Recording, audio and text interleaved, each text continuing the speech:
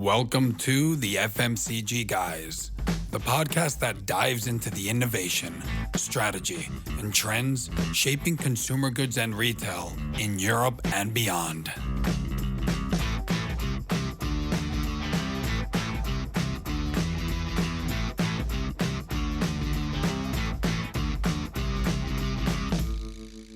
Welcome to the FMCG Guys podcast. I'm your host, Daniel Torres. If this is the first time you tune in, you'll want to know that this is the show that gives visibility to the top voices in consumer goods and retail in Europe and beyond.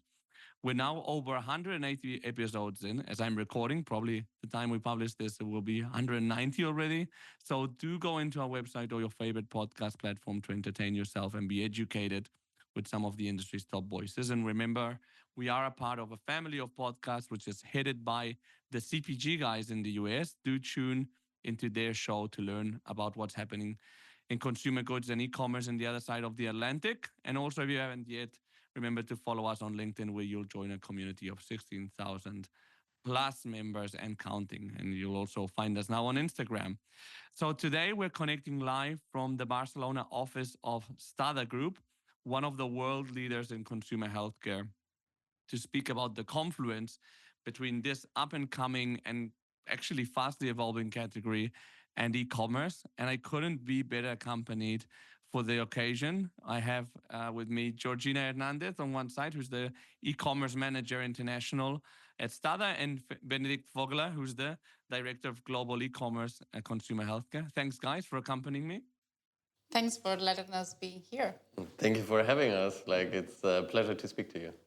Excellent. So let's start with your career background. So you both have backgrounds in FMCG and now you're in consumer healthcare. But how did you start your career in FMCG? I love that question, Daniel. It started for me with some internships, and I suddenly got fascinated about the speed and the dynamics of the industry, and FMCG caught me right away. And I was really amazed by what you can make happen within a few months. So that's really cool to see. I got to know right away at the beginning of my career, actually, consumer healthcare as well. And I found this to be a very, I don't want to say a special part of FMCG, because it's like a bit of a side boat in the end. But what I really like about consumer healthcare is the purpose of it. Because you have a positive impact on people's health and in the end also on people's lives. So that's why I like it about it. Yeah, and I think that for us FMCG, geeks, if you like, or people, insiders of the industry, we know it's like a special category because it has some things that are like FMCG and some other things that are not. Like marketing maybe is more like FMCG in some ways, and sales goes country by country, depends on where you are, it goes differently. How about you? So my career started focused on traditional channels, especially on sales. So I was working for hypermarket and supermarkets. But I have to say that I found myself fully in love when it comes into the potential impact on e-com, even in hypermarkets, supermarkets, and how these consumer habits can create really a business strategy when it comes into, okay, let's find new opportunities for the business itself. Yeah, how did you go from traditional trade into e-commerce? How did that happen? They just decided to put just someone super young to start digging in on it. Digital native, as they called him at the time. Exactly. So it was kind of funny because it was a super, not old guy, but just super convenience, strategy, sales guy with me. And the both of them was okay, you need to find new business. So it was okay, e-com is one part of our business, let's say that way. And then we have new consumers coming. And it was a full of different consumers over there, like Costco, Decathlon. So it was really a mix and match that we have there. And then both things start growing. And that's when they decided we need to pick it up. Yeah, I think it's super interesting because I've heard it from so many people who end up in e-commerce as we need to look at new channels or so. For me, it was back then, we've got this little project. It's called Amazon. Would you be interested in that? Exactly. It's exactly the same. Yeah, I mean, I remember when I started, because I went into FMCG through recruitment, headhunting, right, which I still do. And I was 2013. and we were working with an FMCG client, and they were looking for an e-commerce, like an e-tail manager. Probably you know the company, by the way. And they didn't know, like they had no clue of what, well, I don't know if it was the client or my bosses had no clue of what we were looking for. So we were interviewing like people from Google, people from Nike, or people from FMCGs. Like the capability was very low then. And obviously things have fastly evolved. Because also, Benedikt, you went into e-commerce, having started in traditional trade as well, right? Yeah, exactly. I started in a lot of different functions actually. At Reckitt, evolved into different roles. Was super like insightful and like full of learnings, which I really enjoyed. But I also did like the classical key account management for like the traditional trade really. But once you get hooked with e-com, it's hard to let go, I guess. Yeah. Well, I think that it's kind of like a place where you are kind of riding a certain wave of growth. There's a lot happening, and we'll talk about like obviously retail media. Like there was already a lot happening before 2019, and now it's just like covered like the full funnel, which we couldn't, at least I couldn't see coming. Tell me a bit about STADA. So you have a background in FMCG, but then went into consumer healthcare. Well, because STADA is a company that I've seen more and more over the years as well. So it would be interesting to hear about the growth it's had. Yeah, it's a good point actually, because STADA as a company is 129 years old. So it's reasonably old and headquartered in Germany, but only like in the last, I would say 6-7 years, also with additional investments from private equity owners, we have there has been a lot of traction on growth, which is a super dynamic environment to be in. And you can see that strong heritage on the one side, but also the clear growth mindset, combined with our purpose of caring for people's health. This is a super strong, like, really corporate culture. And what we believe in is culture drives performance. And that's actually like one of the things we've seen. We've been the fastest growing top 10 consumer healthcare player in 2023, according to IQVIA. So this is a, like, positive reinforcement of what the entire company has been achieving. We've got, next to our consumer healthcare business, also a generics business, which is our heritage, but also a specialty business. So like really have a lot of different parts and complexities within the business. And I think this is one key characteristic for us, is like we are good in managing complexity, and we need to be good in, because our setup is massively different to the other corporates around the world, like the likes of Haleon, Kenvue, Bayer. They're very much centrally headquarter focused, with very strong global brands and having brand strategies across the entire globe. And we have a very different focus. I want to say the exact opposite, but it basically is. We have a very strong local focus. That means we take decisions locally, we emphasize all local decisions, and at the same time we have very strong local hero brands. So if you go from one country to the next, you don't have the same brands, and then you go to the next country, another brand. So this is very different businesses around the globe, but we believe in knowing our consumers locally is what makes us strong and what allows us to grow stronger than the market. And that obviously, I think that global, local pendulum does have a huge impact on the company culture and like how decisions have to be taken and communication has to work. Yeah, I think that's a very good point, Daniel. And like it leads me to a bit like how do we perceive our roles in the global team, basically. I'm the head of global e-commerce for consumer healthcare. That's my title. What does that actually mean? Exactly. What does it mean? To put it differently, what I really love about it is that it's not only managing, a sales channel, but it's thinking way bigger than that. It's like, the scope is wider than just sales. And if you look back on the wall, sorry for the listeners who cannot see that, there are our core values. And one is also entrepreneurship. And I think we really value that because we are the ones who own the business. So we want to drive the business. So if we see opportunities, we go for it. We are very much, like value generation driven. And together with our strong purpose, I think this is a super powerful combination. And so what I love about that is like together with Gina and like the entire digital team, basically, our ambition is to drive the digital change within STADA, within the entire company. And what it actually means is, you mentioned capabilities before, and that's a super important part of it. We need to build capabilities within the entire organization. But more importantly, we see ourselves as enablers for the local markets. So our job in the global team is basically enabling local growth, thus just allowing them to grow stronger, to make their job in the end better in the local markets. So we want to avoid any kind of ivory tower, but we are super close to the markets and want to make their... And the proof is that now you're in Barcelona, right? So, Exactly. and what are like the top things in your agenda right now as like a global team? So building capabilities is certainly the number one. And that's going to be a constant one. The topic of data reporting, data-driven decisions, let's put that way in general, is a key priority.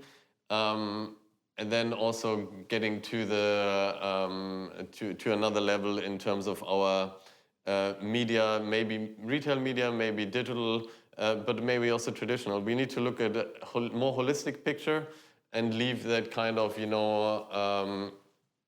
single channel to really like a holistic.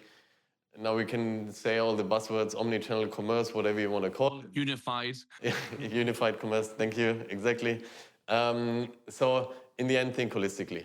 Yeah. That's the big topic. And you both, and having this background in FMCG, both of you, and having worked in e-commerce and FMCG, how different have you found it to be in consumer healthcare? Well, how different it is, the first thing is like consumer health. It's more sensible due to the type of products you're working with. Especially there is a higher emphasis when it comes into compliance due to all this legal restriction. There is a part of consumer education the same. That's why, and all the information has to be just like perfect on point.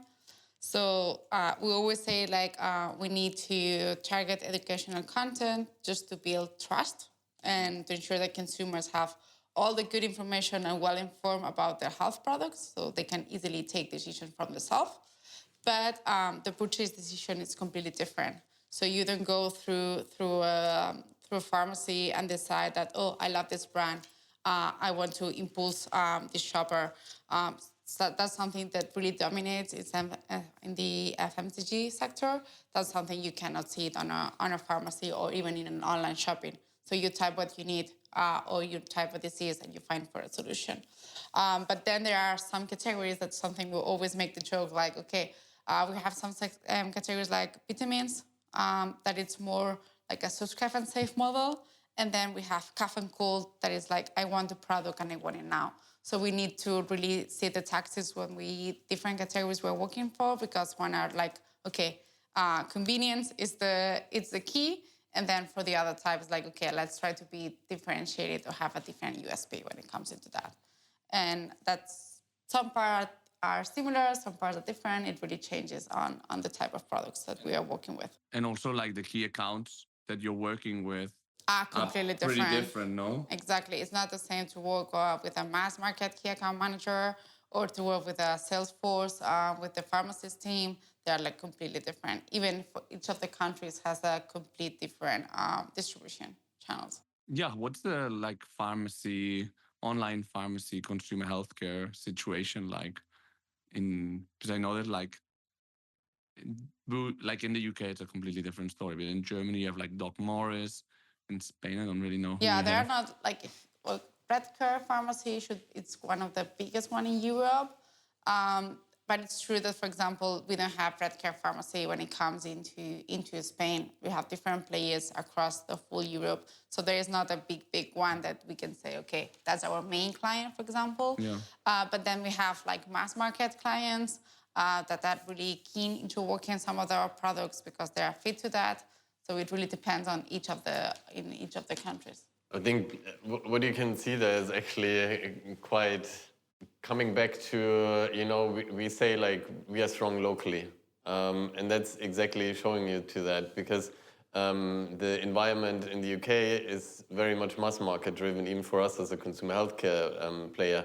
Whereas like Spain, Italy, very much pharmacy driven. And then you've got some online pharmacies that are in multiple countries, Redcare, Doc Morris, Atida, but others that are just focused on one country. And this is also what we can see then. We always need to choose locally the right prioritization and not just doing something for the sake of doing it on a global scale. No, we need to choose right locally.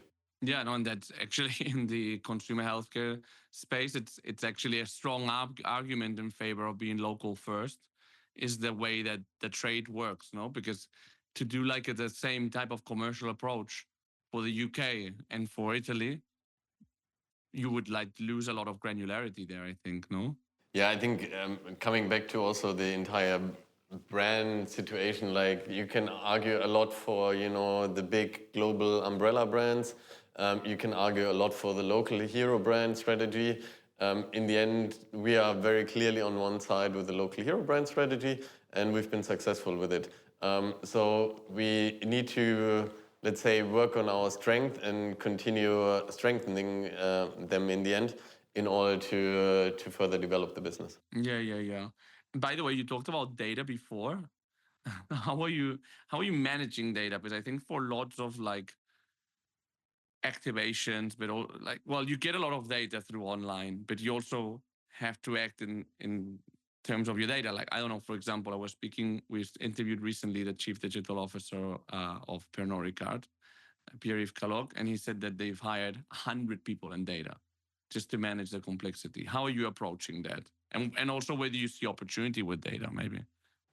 It's a good point. So obviously data is getting more important. I think there's no arguing around that. And what we need to manage also from global scale is like how to structure the data in a meaningful way. Zero party, 1P, 3P data. We need to manage different data sources and bring them together where compliant, basically. But what's important for us is we always want to be very actionable. So we don't collect data for the sake of data. And we don't, invest into 100 people. And I totally understand the decision of Pernod Ricard. Happy to go into a discussion with him as well. But we need to take decisions out of it. That's the important part about it. So we've got a lot of data from many countries. And sometimes you're getting more and more and more, and you're not able to make anything out of it. So this is a key priority for us. And I mentioned before, we are very much focused on value generation, so very much ROI-driven company. And the data and the dashboards are there to support the business in a meaningful way. It's not the other way around that the business is supporting the data. So this is very clear for us. We emphasize a lot on data, and as a company, this is a huge strategic priority as well. But at the same time, we still emphasize value generation with it. Is there any example along these lines of like deciding to choose data for value as a means to an end and not as an end to itself? Of course, like when it comes to any kind of modeling, you want to again understand the holistic picture. What impact does, your TikTok campaign have on sales? We just had that example in the morning when we discussed, actually. So this is quite insightful if you can basically get all that kind of data together. And then you can also see, like, this is taking your decisions in the end, like, hey, should I rather invest into, TikTok or into TV or into Google further, etc. It's about the mix in the end. I think we need to be clear about that as well. But it's about getting better and taking better decisions. Another thing I wanted to ask you about is retail media. So obviously it's been like a very, very hot topic in the industry. I think in Europe already for the last couple of years, and in the US in the last like 3 or 4 even. What does retail media look like in consumer healthcare, or in other words, how do you guys approach it? So we always say that retail media really depends on, it's really different when you see the different countries, but it's really influenced by the maturity of the e-commerce market and the purchase behavior of the consumers over there. So for example, in more developed markets where the e-commerce platform has higher penetration and consumers are accustomed to really do online shopping, retail media strategies tend to be like more data intensive and personalized. So they use technology like AI to really optimize all those retail media. But then there are countries that e-commerce is still evolving. So this retail media strategy tends to be like less complex. It's more focused on advertising methods just to do trust and awareness. So they are more into the basics. So we really need to recognize, okay, which type of country to really enhance the impact of the initiatives we are doing and to optimize the ROI when it comes into consumer health products. So we really need to understand what picture we have in each of the countries so we can enable them to say, okay, you are in the next level now. That's what we need to push a little bit when it comes into our daily work. Yeah, so for example, like in the UK, it would be much more performance driven because people can buy on Boots or in Tesco or whatever. They can buy consumer healthcare products. Whereas in Spain or Italy, I guess it would be more about raising that brand awareness, like more top of the funnel. Exactly. That's how we try to handle so that when they go to a pharmacy, they know the brand, etc. No? That's what Benedikt would say. Like we try to work on a halo effect. It's just not what you are seeing on the online. It's affecting in the offline channels too. You see a TV ad or a TikTok campaign or even an influencer because they love the product and they decided to show it to their Instagram fans. It's always influencing like ourselves, but it's not like the main retail media. So I think in the future, retail media should be like redefined somehow because it should be including all these extra new trends that are coming into the consumer health or even fast-moving consumer goods.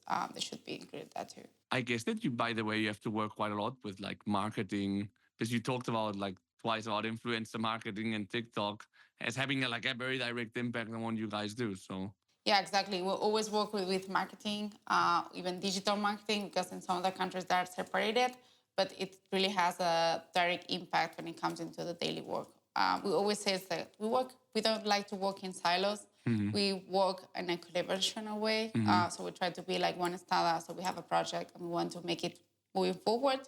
So it doesn't matter what department you're working for. The only thing we do care is just to have it done. Is that like something that you really like see as different in STADA compared to other places that you've worked, that like kind of cross-functional predisposition, if you like? I think this is, like as Gina mentioned, One STADA is like one of our core values. So there's a high emphasis on it. And in the end, we need to achieve a goal together. And I think this is the beauty of it. And that's also what I mentioned in the beginning. What I love about it is like, you're the entrepreneur. You can make things happen, but you can never make things happen alone. So there's always a strong team behind it. And if we're talking about like any kind of local strategy, then we know that there's strong local teams in all markets basically we are in. So this is always super important that we never lose like the connect to other teams, but we're thinking as like an entire organization.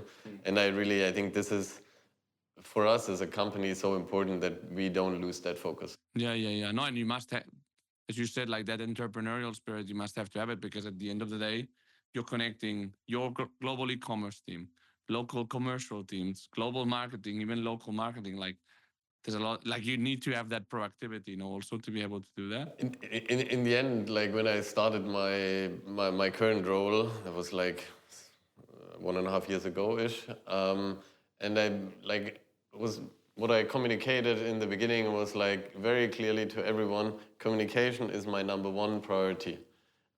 Because this is such a vital part of working together, of collaborating.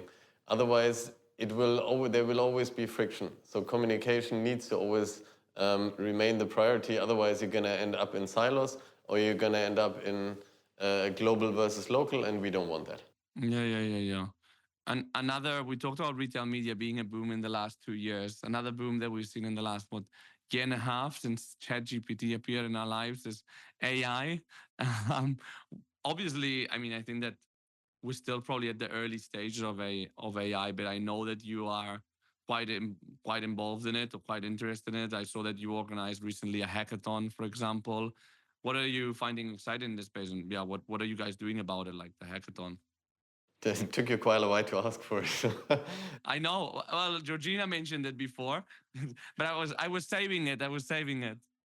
We see that AI is already impacting us like on a daily basis, and it's impacting our business, and it's gonna just grow stronger, and it's gonna impact our business even further in the future. Where we are different, and I think the hackathon is a good example, is we clearly prioritize by use cases again. So we already have AI use cases live in the organization. But for further use cases, we always prioritize by the impact it potentially has. We're working super closely with the IT team, in particular, like with the data analytics team. STADA GPT is a sensitive or like environment for sensitive information. So we have our own version of ChatGPT in the end, which is good for us also to try it out, basically. But what you can see is our goal is to enable employees to be able to use it in a, on the one hand, safe environment, on the other hand, also in the ethically safe way. I think this is still important to mention, and ultimately have an impact on it, because we see that Gen AI can have just massive impact on like any kind of manual task or task that can be automated, etc. But what we are looking into is more the two aspects. How is the application in reality? So how can we make this happen? What's the real impact behind it? And then B, what is the scalability behind it? We're talking about a global organization.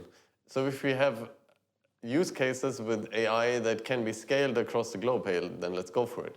But we should never forget like the applicability of it. Mm-hmm. Anything exciting you can share about what you're doing with AI, or what you're wanting to do with AI? Let's say I cannot share the use cases we have. It's unfortunate. Sorry, competitors that are listening, no information about that today.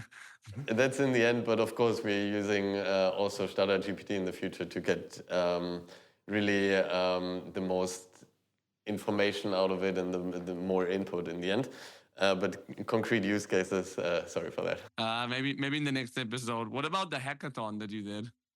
Oh, that was super cool. Like we had from multiple countries participants meeting basically in local teams and competing against each other in a very friendly competition. I was super amazed like by the results. In the end, the goal was to do marketing and/or e-commerce prompts, and it was incredible. Within like half a day, what we got as input from the markets, I was absolutely hyped by it.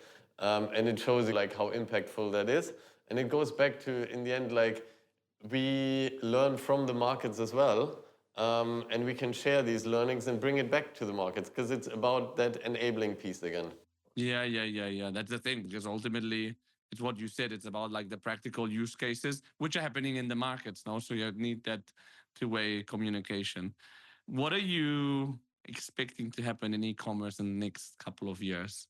I will take that because my response is really related to AI. I think we need to leverage the AI, because that will offer more personalized shopping experience when it comes into consumer health. Mm-hmm. And this can have app in wellness products or even services based on your individual health data, because we are always, all of us, wearing an iWatch or something integrated when it comes into preferences, or even offering proactive health products, even product suggestions when you're feeling like, okay, you look tired, so you might need to take this type of vitamins. Do you want me to buy it for you? Yes, no. So I think it can be a change in the future. Yeah, absolutely. And like I'll take it from a more, let's say, market-driven perspective. like we've seen a high dynamics in the last couple of years. And Daniel, you mentioned like a few years ago, STADA was not on the radar for many people. And this will continue to be a very dynamic environment. And it's also going to continue with a lot of M&A activity out in the market. So super exciting environment to be. And one piece of information that really struck me like a few weeks ago was like, e-commerce is going to account for 50% of the overall consumer healthcare growth in the future, so in the next 8-9 years. So it's a super dynamic and exciting environment to be in, and that's really like for us as a team also super cool to see and to drive that within the company. Yeah, no, absolutely. As we said before, you're surfing the wave of growth. So to do it, it's a good place to be in. I wouldn't say lucky because you worked to be there, but it's a good place to be in it ultimately. And you can have a huge impact. I think this is the beauty of it, because it's not about just like surfing the wave, but it's like also outperforming the market. That's for us always the ambition. And you cannot do that by chilling on the wave, but you really need to work hard on it. Yeah. And I think that's what our local teams are really doing on a daily basis, is really working hard on like riding the wave a bit harder than. Well, if you ever surfed, you will know that surfing is very difficult, right? So at least, and you end up very tired as well. So I tried to show it in my last holiday, but I think I was not the most talented of them all. So yeah, well, yeah, I've had my experiences as well. If you've listened to this podcast before, which I hope you have, you'll know that there's a final question that we ask all our guests, which is, with the experience that you've had until now in your career, and you had to go back to your younger selves that you were starting out, what would be that one piece of advice you would give yourself? I would just say to myself, like, Gina, just embrace uncertainty. You need to live with that and be adaptable. Because I think we are in an environment, like even from a professional or in a personal life, you need to be adaptable, and uncertainty it's not bad. So you can get like really unexpected possibilities from places you have never ever imagined. So I will never say, like, when I was studying in the uni, like, I want to be e-com. So imagine that. Yeah, it must be difficult. Like if you've always wanted to do something and then all the world changes around you, what do you do with that? No. Exactly. But yeah. Yeah, who knew like 30 years ago what e-com was? So that's like the thing. Or even 5 years ago.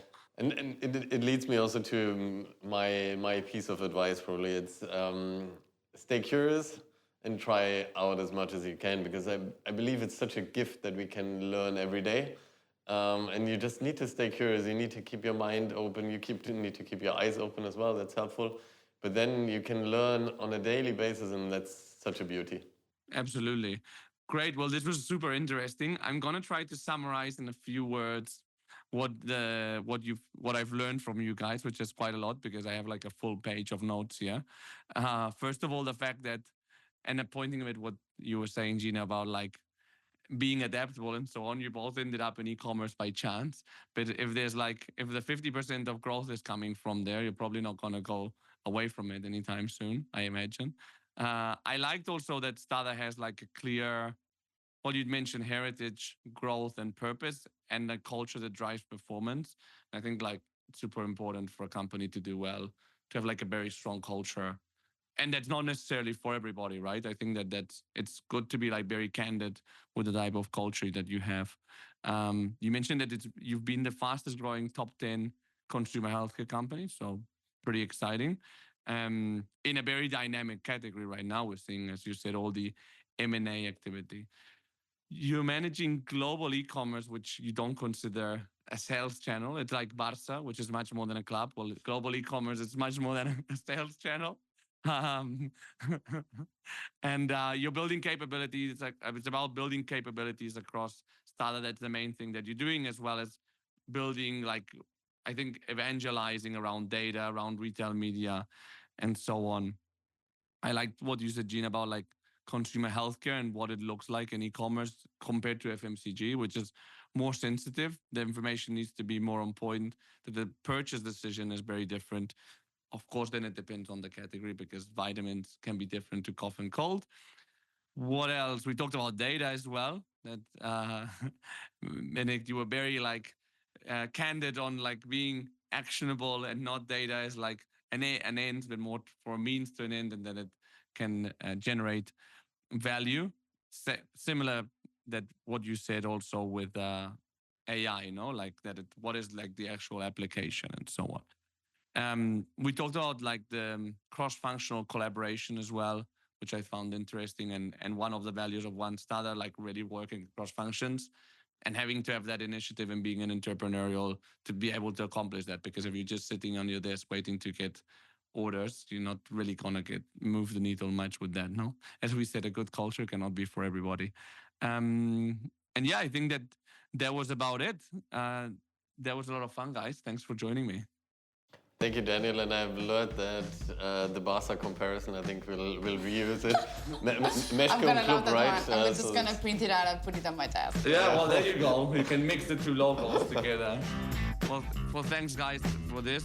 Thanks to our audience as well, and we'll see you in the next episode of the FMCG, guys. Have a great day.